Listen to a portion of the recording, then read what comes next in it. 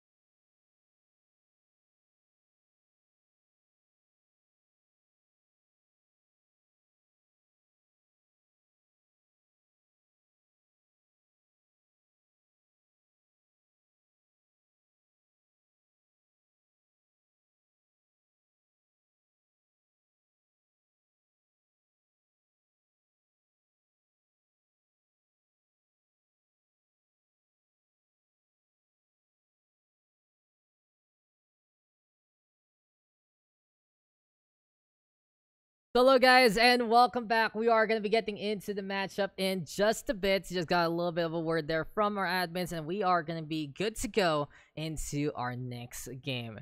It's time right now to get into Terran versus Zerg action, and we are going to be going on to Everdream LE. So as we said before, these two players are going to be strong onto the macro side. That's something to take note of, something to watch out for, and I wouldn't be surprised to see these two guys get some big bases along the way.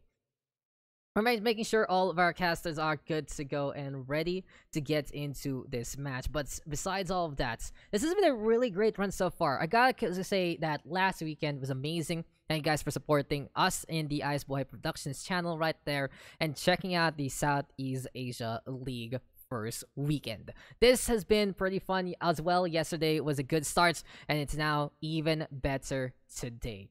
Now, is it time to get into the game? Is it time to see who will be the champion of Everdream. And whoever wins this will be the ones who gets the advantage, gets the 3-2 lead, and will be on a match point scenario. Everdream, though, a very familiar map for so many of our players. Everyone's been playing Everdream, that's for sure, for such a long time. And, you know, between Singapore and Vietnam, Vietnam does have a good amount of momentum right now, since they have won 2 in a row. Still, though, if anyone can do it, it might be KyzersOze, bringing in a completely different flavor on that Zerg. Still, though, it's time to find out who will get that victory, who will be the one to give the advantage. Will it be the Dabs, or will it be the Creep? We'll find out as we get into the game.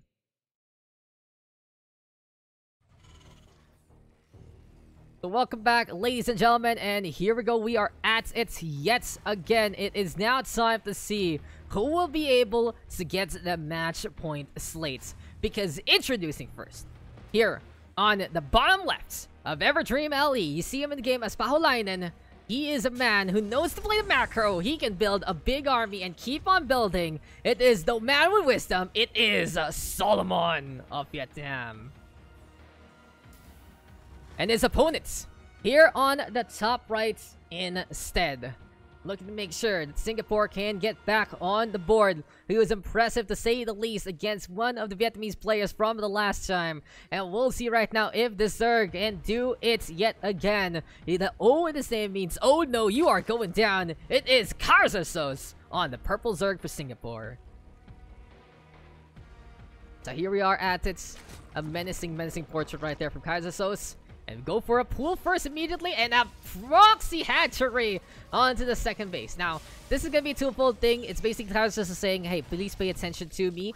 And both sides are going to lose a lot of miner time in a way. KyzersOze with a big investment on the minerals there, and is basically spending the time building this hatchery here, rather than onto something he can really use. On the other side, this is going to be Solomon looking to respond with 5 SCVs and a Marine, which basically means that this is going to be a lot of minerals not going his way. So, an interesting start into this game, that's for sure. It's like, okay, here we go with the proxy hatch, and does KyzersOze know exactly when to castle this? Does he know the DPS? Yes, he does. And the funny thing would be if the drone can get away. Oh my god, he does it again. What a mad lad. So, deja vu. Here we go again. Second Marine, though, going to be adding out over the DPS. And I think that second one was a little too much. 75 minerals just for a little bit of that time would be too much in the back. And 1 HP and a Dream can't survive. Eventually, KyzersOze, though, does go for his second hatchery. He is also on a pool, spawning pool state already.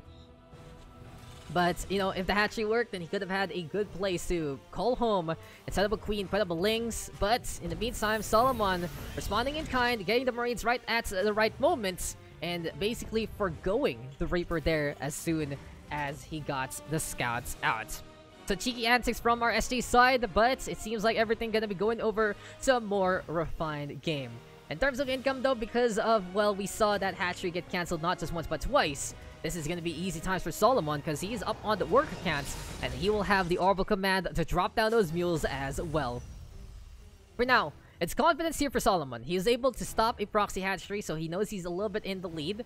And he will be getting the combat shield ready to go early on. Triple racks opening against the Zerg. Gonna be pretty interesting because the Zerg does have a lot of tools to deal with the Terran when you go for 3 racks to start things off.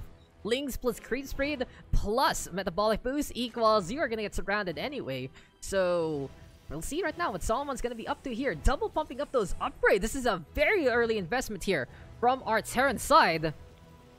So the question is, will it actually work? Because for KyzersOze right now, he's going for a 3rd hatchery. It is a tit-for-tat scenario. That's going to be more creep spread. And at the same time, he's going to get more eggs. But he's using those minerals for that rather than a number of lings. KyzersOze, though, he's trying to get his scanning information, and as soon as he sees these racks, I wouldn't be surprised to see him react in kind. There we go, though, with this Overlord trying to get the hell out of there. Second base going to be up and running here for Solomon because he knows he needs it, as KyzersOze has a pretty solid base count so far. And we'll see right now as the workers are going in his way as well. We do notice that Solomon is doing something a little bit different. He is focusing heavily on the army. 20 Marines, I believe, no, 18 of them gonna be onto the outskirts and will be looking to go for a push. 2 of them gonna be coming online from the racks as well. And this is just gonna be Solomon judging that last call to get the push on instead. Still, the punishment gonna be a big order, a big task here for Paholainen or Solomon. KyzersOze in the meantime looking to regroup, and he needs to hold the line here. Good spine play so far. Third hatchery though might be given up for free, and a good number of links so far into this one. There we go though with the metabolic boost going online very soon. In 3 seconds, it should be ready to go, but it doesn't matter because the DPS here from Solomon will allow him to equalize the odds and make sure that this is map control for our Terrans so far. So there you go, Solomon answering back, shutting down a hatchery as he wanted to. And we see the Lynx trying to run on the way, but they will get caught in kind. The egg right now, very tanky unit. I want to see if he can actually kill this egg before the Lynx do come on out. Nope, it's not happening, because in behind all of this is a Link run on by, but we see more Marines, meet them in combat. And wow, this is a big army here from Solomon so far. The power and prowess of 3 rack setups means that you will have a bajillion and 1 Marines here. Eventually though, you will have to go for the factory and the starport to add things up to your collection. I like this a lot here for Solomon. He is going to go for the factory. He is going to get the reactor onto it as well. Wouldn't be surprised to see him double pump out those medevacs at the same time. And for now, here we go again with the flood of links. But Solomon answering back in the right way. He puts the supply depot up. Unfortunately though, he loses a mule and some SCVs, and he has to go for a lift on up ASAP. Staying on the high ground though, this is a very pesky force here from KyzersOze, and it really feels like both sides having their hands on each other's necks. But this is still Solomon having to retreat. He cannot deal with the spine crawlers so far, and at the very least, he's looking to just deny this third base as of yet. For now though, it's all about the setup yet again, and this is just gonna be our Terran looking to build a little bit more. More Marines, more problems for KyzersOze. And since he's stuck on Subis for now, he just needs to find a way to penetrate and at least make sure that his lines are stable enough to survive against all those units. Still though, these drones having a field day, they are not going to the extractor even though they were supposed to. They kind of forgot what their job was, and eventually they will get whipped into shape. I do like the plan here though for KyzersOze. He's maybe intercepting any Marine squadron that might come his way. For now though, he's at the very least going onto the outskirts and making sure no third base is up and running. Gets us around onto those Marines. Easy takedowns there, but these Zerglings have to run on away because it's still a big bulk of units. And with the upgrades online, these Marines are going to be packing a really big punch against the Zerg here. Banelings are going to be instrumental, and KyzersOze is already on it. But as we said, 55 HP on to that combat shield, plus the stim pack on, plus the medevac, is a recipe of success that every Terran player wants at any given time. For now though, it really just goes to show for KyzersOze, he really cannot expand it the way he wants. He's oversaturated onto the second base, not even using the extractor to the fullest degree. And just needs to make sure that these units are used correctly. These workers need to be in their proper spots, proper stations. As here we go with the drones right now, going over to the third base, and oh my, he's just gonna put them into the meat grinder. KyzersOze not paying attention. These drones are gonna die for free. Hooks though will go online, and what's happening somewhere else on the map? Nothing. So a little bit of a slip up there from our Zerg player, but at least the spine crawlers are right now trying to get in position, and with the links with that speed, they will shut down that force. But the damage has been done. And this is just Solomon with a big advantage so far. Now I gotta say, you know, 2 base versus 2 base, and for KyzersOze, he still has that worker lead. But as we've said before, it's that army count, and at the same time, it really is the efficiency of KyzersOze on those workers. It hasn't really panned out too well for him. And there we go now with the stim pack on in, trying to get a little bit of the push, extra speed to run into those lings and just go for the brawl anyway. But in any case, Overlords right now gonna get spotted. Easy shutdown onto the balloon. Spy Crawler still gonna be there though for... And I gotta say for Solomon, this is a really wise decision here. He's forcing the Spine Crawlers to cut themselves into 2. And this is gonna be an easier time for him to get the takedown there. But there we go, the Banelings right now getting slammed on down. And a number of these Marines will fall in the field of battle. Can it be enough? There we go with load on, and the 1 Marine will stay alive to survive at the last moment. But eventually the Flood gets the encircle, and KyzersOze will surround the opposition there. The scans into play, and oh, interesting ninja expansion here from KyzersOze. Now, of course, this can blow up in his face if this does get spotted. But on the other side, you know, it's all about that setup in the first place. More medevacs, more problems here for our opponents. It's now time to fly on over to the other side. We'll see right now if Mr. Solomon can figure something out with this drop. All about positioning here. All about making sure that everything is fine and dandy. And the fact of the matter is, we have seen Solomon stay on pure Marines. Not even going for Marauders. Feels like he doesn't need it against those Lings and the Banes, but you do want to have that tanky unit just in case. And now it's time now for the drops yet again. In the middle of those Lings going for the brawl with those guns. Ghost Rifles are singing to get the damage done, but here we go again with the Banelings. And can get burst on. Seems like it's not the case. Roly-poly olies going on around. Drop on down right now into the low ground. Siege Tank is there as well. And Solomon is just pressuring his opponents every single time. No reprieves, no rests whatsoever. And this is just gonna be all about how Solomon can make this 2-base push work. He's been the one in control in terms of the map so far, but KyzersOze might be easily able to turn things around as soon as these bases are just all saturated and good to go. He's also going into Hive Tech so he can get those adrenal glands ready and in action. Attack speed on those Lings even scarier. +2/+2 next on the list. And these are just gonna be some decked out Zerglings waiting to find an opportunity. For now though, at the very least, KyzersOze knows that this is not the end all of his build. He has to find something else to move into, and he is going to be going into Spire. Will it still be Muta, or will it just be Corruptors into Broodlords? What is going to be the plan there for our Zerg player? Because this is just another wave of drops here from Solomon. He wants to go at it again. He wants to go for the brawl. He wants to at least find an angle to really take against his opponent. And he is getting +1/+1. But the problem here is it might be a little too late. 11 minutes in, and with those Lings having +2/+2, this is going to be pretty scary there. Really just goes to show how messed up the build here for KyzersOze has become. He does go for the Spire later on before the Hive Tech. He's really focusing heavily onto the Flood. And at the very least, he just wants to make sure that he can get his opponents out of nowhere. He's also looking to potentially get that +3, and there you go. This is the upgrade that we want to see. And okay! This is it. This is it. Yes, sir! It's time for elephants in the room.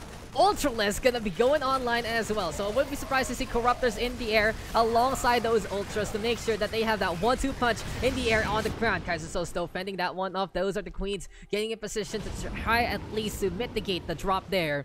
And this is just gonna be still KyzersOze forgetting to make sure that these drones are in a safe place. But luckily for him, this northwestern base hasn't been spotted as of yet. No one has gone there besides himself, and it really feels like that this has been a frontier that Solomon hasn't been able to really go on in the first place.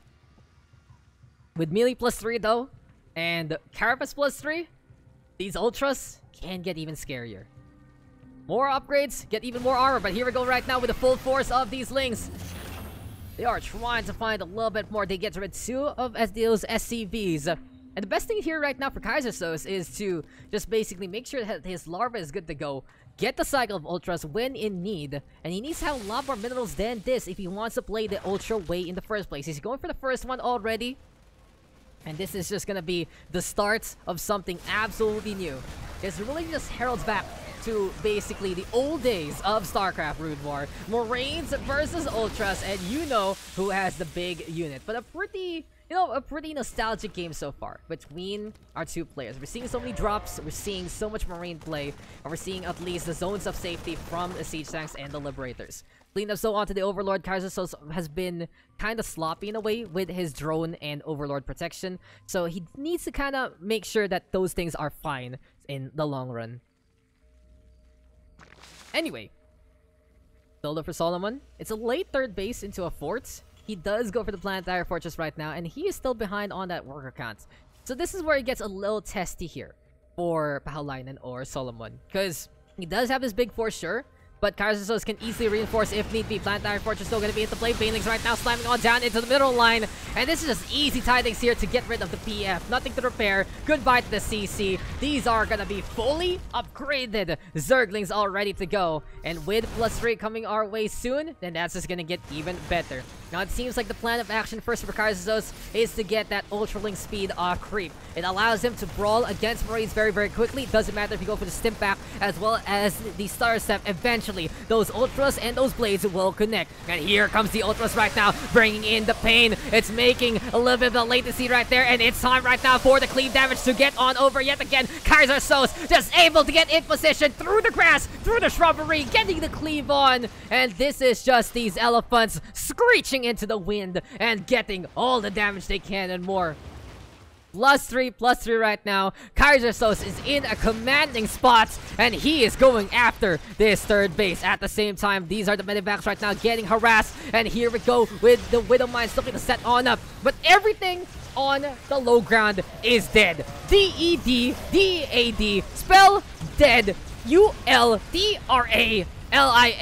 Ultralists are here again, ladies and gentlemen, and this is just too many of them to handle. They are going for it yet again. Vehicle plating +1 is alive, but it doesn't matter because these medivacs are just running away from Corruptors anyway. And KyzersOze, because of how big these Ultras are, they're trying to break it down and move on over to the space. What a way for KyzersOze, styling on his opponents and just firing to blaze and getting all the numbers that he needs. At the same time, though, we see some drops here. Medivacs flying on around with absolutely nothing. It's a bait and switch here to at least make sure KyzersOze retreats, but he doesn't care. These Ultras are just going on prehistoric, and KyzersOze will make absolute mincemeat there, grounding those Marines into a fine pace to make a human burger later on for the Zerg.